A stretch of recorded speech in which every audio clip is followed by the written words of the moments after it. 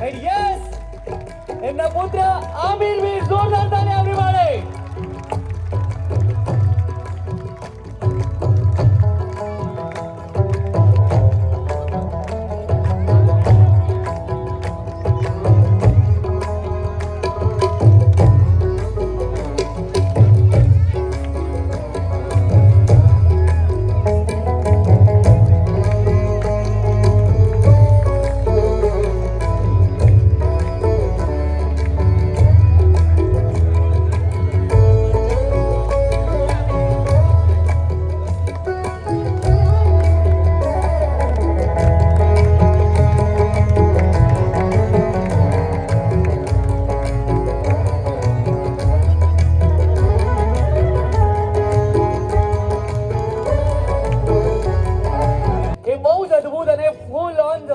Energy સાથે હતી અને એ લોકો સવારે પણ એટલા જ એક્સાઇટેડ હતા કે આજે ઉસ્માન મીર સર આવી રહ્યા છે, આમિર મીર આવી રહ્યા છે, તો એ લોકોની એનર્જી બહુ જ અદ્ભુત છે.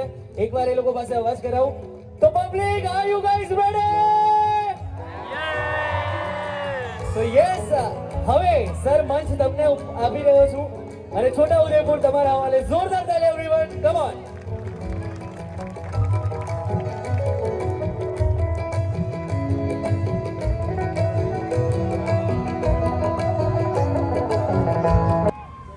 થોડોક પડકારો જોશે હો. કેમ છો બધાય? વાહ વાહ વાહ. ખરેખર કેટલા વર્ષોની મારી ઈચ્છા હતી અહીંયા આવવાની, પણ આજે આપણે ગુજરાત સરકાર, જિલ્લા વહીવટી તંત્ર અને આપણો સંસ્કૃતિ વિભાગ,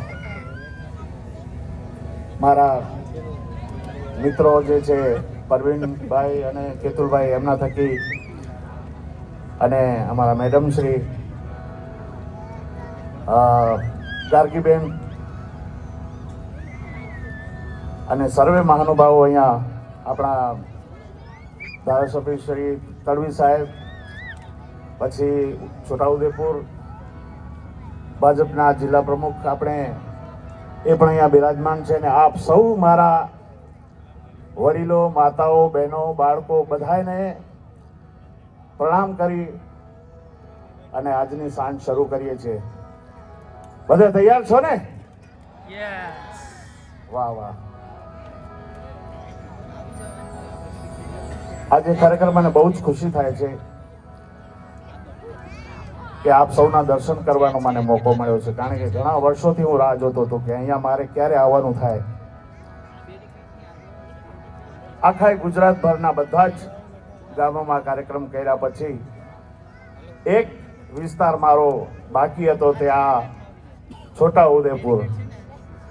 હવે એવું લાગે છે કે આખું ગુજરાત આપણે બધાએ આખા ગુજરાતમાં આપણે ગાઈ લીધું એવું કહેવાય. તો સર્વે મહાનુભાવો, આપ સૌ મારા શ્રોતાજનો છો, એ મારા માથાના મુકટ સમાન છો. આપ સૌનો ખૂબ જ હું રિસ્પેક્ટ કરું છું, કારણ કે જનતા છે એ ભગવાનનું સ્વરૂપ છે, જનતા એ જ જનાર્દન છે. તો આપ સૌના આશીર્વાદ મને તો મળે જ છે, પણ આજે મારી સાથે મારા દીકરા આમિરભાઈ પણ આજના કાર્યક્રમમાં હાજર છે, તો એમને પણ આપણે તાળીઓથી વધાવી. હમણાં થોડી વાર પછી આપણી સાથે જોડાશે એ પણ.